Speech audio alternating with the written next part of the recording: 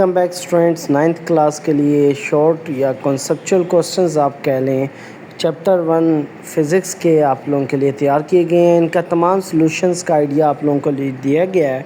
जिन लोगों ने अभी तक चैनल सब्सक्राइब नहीं किया फ़ौरन सब्सक्राइब कर लें और कम से कम 10 कमेंट्स इस वीडियो पे आएंगे तो इसके नोट्स आप लोगों को इसी वीडियो के डिस्क्रिप्शन में प्रोवाइड कर दिए जाएंगे।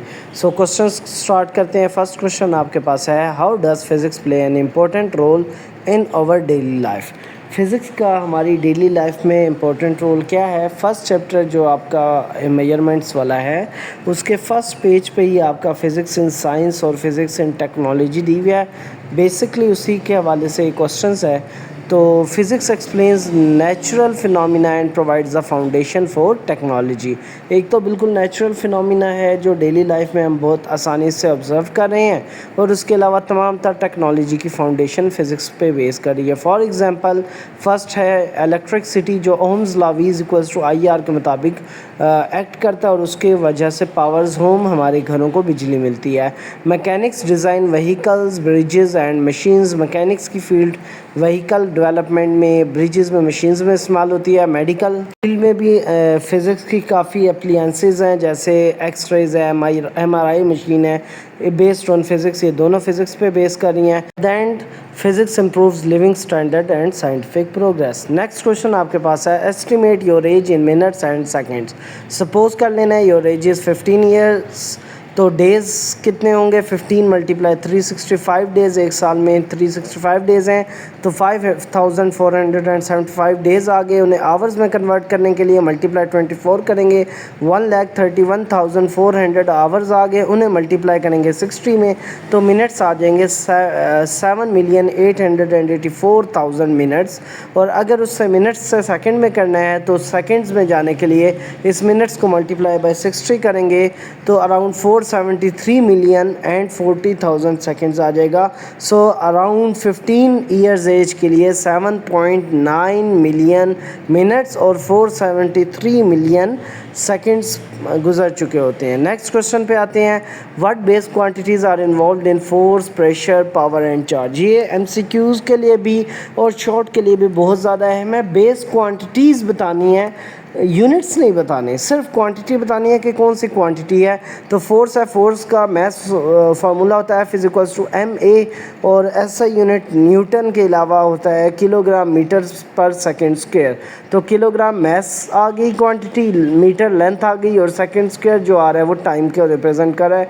तो तीन क्वांटिटीज़ मैथ, लेंथ और टाइम। सिमिलरली प्रेशर का फार्मूला फोर्स ओवर एरिया, तो मैथ, लेंथ, टाइम, इसका भी यही यूनिट है क्योंकि एरिया डिवाइड होने से सिर्फ मीटर की पावर चेंज हो जाएगी। पावर का फार्मूला वाट ओवर एरिया है, वाट ओवर टाइम है। तो मैथ, लेंथ, टाइम, इसके भी ये तीन जो आपके पास क्वांटिटीज़ आएंगी। और सिमिलरली लास्ट में जो चार्ज के लिए फार्मूला यूज़ होगा Q = IT और उसमें I का एम्पेयर और टाइम का सेकंड, तो एम्पेयर और सेकंड ये होगा। Base quantities math, length, time और करंट, ये चार क्वांटिटीज़ इन सब फिज़िकल क्वांटिटीज़ में यूज़ हो रही है। थर्ड क्वेश्चन की तरफ जाने से पहले जिसने सब्सक्राइब नहीं किया फ़ौरन सब्सक्राइब करें सो डैट आपको टाइमली वीडियो मिल सके। और दूसरी अहम बात है, कमेंट करना मत भूलिएगा वरना आप लोगों को इसके नोट्स प्रोवाइड नहीं किए जाएंगे। अभी सिर्फ अंडरस्टैंडिंग के लिए इनको हमने पॉइंट्स की फॉर्म में लिखा है, बुलेट्स की फॉर्म में। कंप्लीट नोट्स के लिए कमेंट करना मत भूलिएगा। सो नेक्स्ट थर्ड क्वेश्चन है, show that the prefix micro is 1000 times smaller than milli. बहुत ज़्यादा अहम रिपीटेड क्वेश्चन है, फर्स्ट चैप्टर का टेस्ट होगा तो ये क्वेश्चन आपसे ज़रूर पूछा जाएगा।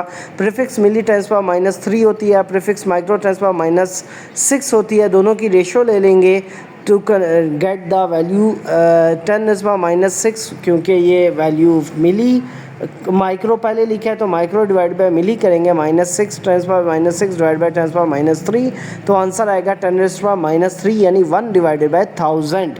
सो it proves that prefix micro is 1000 times smaller than prefix milli, because जब हमने डिवाइड किया तो 1/1000 आंसर आया। नेक्स्ट क्वेश्चन आपके पास है, why is displacement a vector quantity while energy is a scalar quantity. तो because displacement has a magnitude and direction. For example 5 metre towards east, ये डायरेक्शन भी बता रहा है, ईस्ट जो डायरेक्शन है, और 5 मीटर ये आपकी मैग्नीट्यूड आ गया with unit. While energy has only magnitude, for example kinetic energy is half mv²।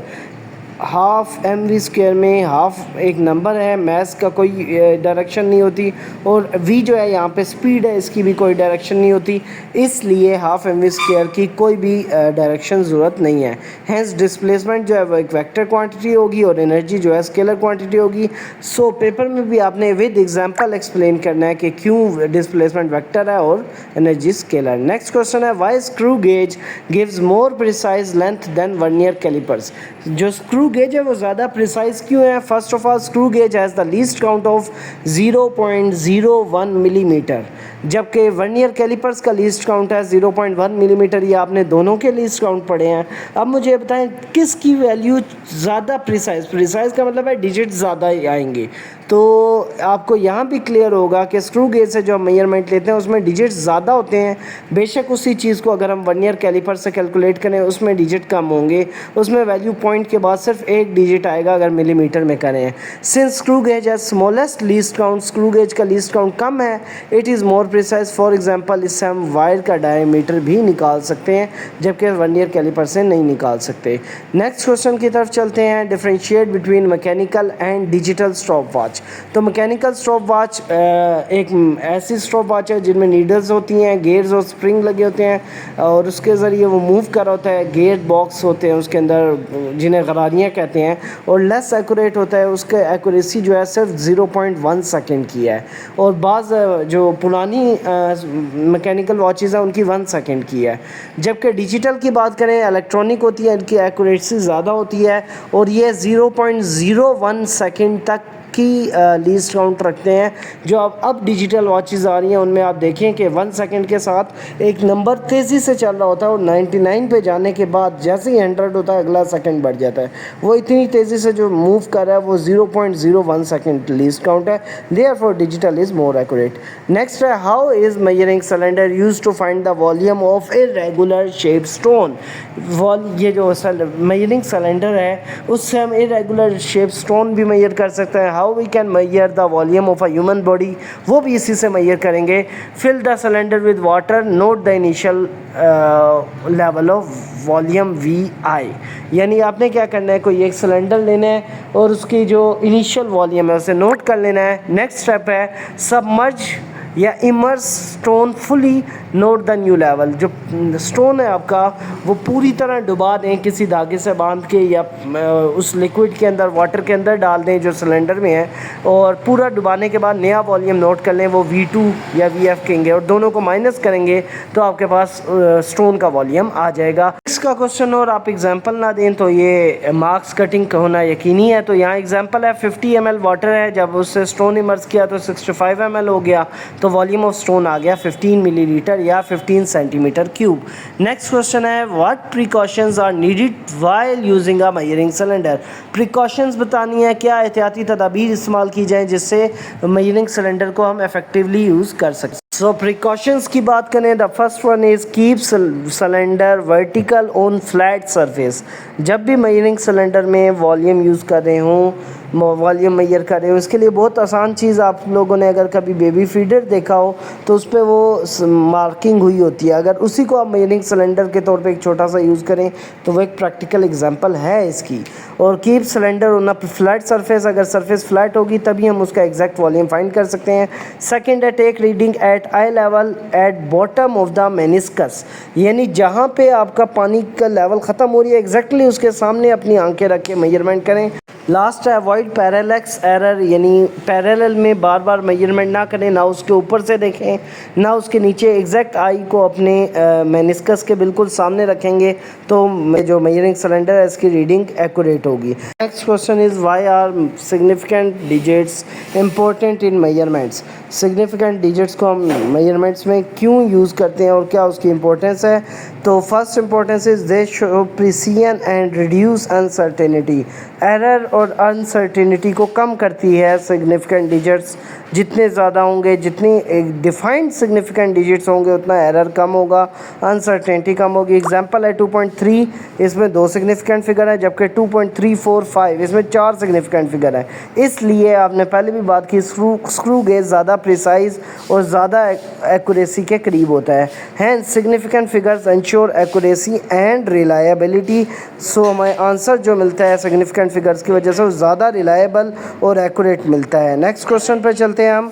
How can random error be reduced? Random error को रिड्यूस कैसे कर सकते हैं? तो first important thing is take repeated measurements and calculate mean. Exact और to the point answer है कि repeated measurements लें और उसकी मीन ले लें, उसकी एवरेज ले लें, उससे हमारा रैंडम एरर रिड्यूस हो जाएगा। क्यों? बिकॉज रैंडम एरर ऐसे अनवांटेड सर्कमस्टांसेस की वजह से होता है जो हम कंट्रोल नहीं कर सकते। Use instrument with smallest least count. ज़्यादा स्मॉलर लीस्ट काउंट वाले इंस्ट्रूमेंट से लेंगे तब भी हमारा रैंडम एरर रिड्यूस हो सकता है। एग्जांपल है कि timing pendulum multiple times reduces random error. आप जो सिंपल पेंडुलम है उसके ज़रिए ग्रेविटी या टाइम पीरियड निकाल रहे हैं तो मल्टीपल टाइम्स यानी 10 सेकेंड के 10 वाइब्रेशंस की रीडिंग लिए डिवाइडेड बाई 10 करें तो टाइम पीरियड आ जाएगा। नेक्स्ट क्वेश्चन आपके पास है differentiate between precision and accuracy. Short questions का one of the most important question है आपके पास चैप्टर नंबर 1 का। सो इसके जो सोल्यूशन होगा उसमें first the major thing is precision is the closeness of repeated values. For example 9.80, 9.81, 9.79 अगर हम ग्रेविटी को कैलकुलेट कर रहे हैं यूजिंग सिंपल पेंडुलम तो ये अगर वैल्यूज़ आ रही हैं ये प्रिसाइज वैल्यूज़ हैं। इट शोज़ कंसिस्टेंसी यानी बार बार एक ही वैल्यू आ रही है। Accuracy is the closeness to the true value, जो एग्जैक्ट एक्चुअल वैल्यू है उससे क्लोजनेस है। फॉर एग्ज़ाम्पल कोई ट्रू वैल्यू 10 है और मेजरमेंट आई है 9.8 तो it is also considered to be the accurate value. It shows the perfectness, it shows the accuracy and near closeness to the accurate defined values. Thus finally हम ये कह सकते हैं कि precision is not equal to accuracy but both are important. दोनों की अपनी importance है, उन्हें छोड़ नहीं सकते। So these are the short conceptual questions. Paper point of view से ये क्वेश्चंस ज़रूर तैयार करें।